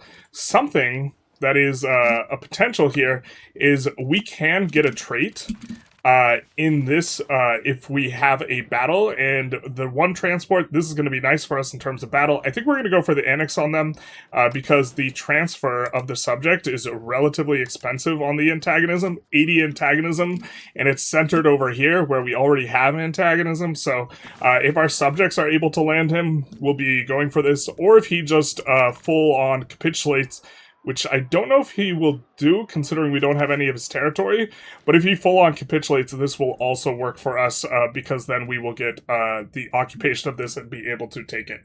We get a parliament for roads, we get a huge discount, and we have been manually paying for roads, so we're going to pay for probably around 1k worth of roads, really get our infrastructure up and going quite a bit more out of Tarnarvo here for a lot cheaper. This part I was unaware of. We don't even have to wait to begin the annexation on Byzantium. We don't have to wait the 10 years. This is fantastic. We're going to be transferring some stuff over and trying to figure it out. We went with the annex on Cyprus. I think that we're just going to release Cyprus as a subject here, and that will be just fine for us. We could also release the Ottomans here, but you really, really, really, really want to avoid ever giving a megalopolis to a subject because it costs an ungodly amount to annex them, unless you just want them to have it forever. But we're never going to be able to project control out here. I don't think they have enough pops for us to make a governor here, especially since it would need to be a naval governor, need to be on the coast, and so I think Cyprus will be at least a little bit useful for us, and so we'll just release them there as themselves. We can maybe eventually feed territory to them if we kind of end up rumbling with the Karamanids, and then look for an annexation sometime down the road. Got a little bit of a climactic war here. This is going to be us, Bohemia and Naples versus Hungary and Crew. We're even putting down a couple forts so we don't get kind of infiltrated through this northern portion. Looks like we're actually losing out over here. The war goal's over in Moldavia. We kind of want to push in towards the middle here and make sure that we secure for ourselves all of these. It looks like we have to take this first. But after that, secure for ourselves all of this Serbian land here, after which we should be able to flip Serbian. I think there's enough pops here, and we have a small enough amount of Bulgarians where we only have 473,000 Bulgarians. We already have 11% Serbian, so we only need another 300,000 Serbian. But as one of these integrations finishes, the next one, we probably promote Serbian culture in the capital here, which will decrease the amount of Bulgarians we have and increase the amount of Serbians we have. So that should give us a pretty consistent ability to flip Serbian after we also deal with Serbia and then form it. Little speed 7 action, getting kind of caught with our pants down. We managed to pause in time, but we lose this battle. We lose it really hard. And so we're going to order a full retreat. We're going to lose 10% of our unit, but we'll live to fight another day. These guys, on the other hand, they are most certainly dead. We do have this guy. We will kind of continue to harass down here. If they have a stack down here, then this means they're going to be getting clapped by Bohemia up here. We're looking for opportunities to just kind of piece Poland out without too much difficulty, and I suppose we might have to look to Merc up here, given the current state of affairs. Hungary has the ability to field a really big stack. If we want to be able to push stuff ourselves, we're probably going to need some mercenaries. We have no regulars, but that's because we were wanting to and still want to be able to push the naval a little bit, and so we are going to be... That is going to be important for us. Unfortunately, we don't or did not get a naval trait with the battle that we had fought over Cyprus, because that would have allowed us to push another 10 naval. Alright, we're going to buy one big merc stack. There's probably a good enough way to bob and weave where this isn't necessary, but 1200 is not the biggest investment, and we made sure to get one that has a whole lot of cavalry potentials in it. You can see what potentials are around there, and so generally we're going to be hiring from, I do believe this region is inside of, oh, it's Maghreb. Okay. Not exactly where we wanted them placement-wise. We will see if we can get a decent one with Egypt. The issue is that this has less cavalry available, and the cavalry is very, very strong in the early ages specifically, and we don't see anyone with anywhere near as much cavalry potentials. So I guess we'll just tolerate the fact that we will not be getting them quite as close to our unit where we want to kind of fight this guy over this. We'll just have to be a little bit more patient with it. I think that we will just go for an extra couple months in case this becomes a really huge slog, and we will hire them up over there. Bohemia had like 50k, so I think they managed to get themselves stack wiped at some point in time. Yeah, looks like they got a 33k stack wiped. Naples is also having difficulties, having lost a big chunk of their army. We have lost, you know, quite a bit more than them, but off the back of kind of our allies losing stuff in war, we haven't lost too much. Kind of a really spread out war, and the person who is surrounded gets to move stacks a little bit better where they can respond to one side and then the other side. And so things aren't looking too great. We'd still have more from battles. They are currently ticking because we did lose the war goal here, and so we're going to kind of move back in that direction, but we're going to look to try and pick off a stack somewhere. We don't really want to try and siege these types of things over here. I guess we're just going to move up and support this. This is the war goal, and so we get some ticking war score and we ask them to come at us. But yeah, we're losing ground over here. This is the area where we could get a lot of occupations really easy, so maybe we move back there. Hopefully our allies can do a little bit better as well. So we are going for a massive 100 war score peace deal. This actually won't really upset anyone who's independent other than Serbia, because we've proactively improved relations with a whole bunch of people.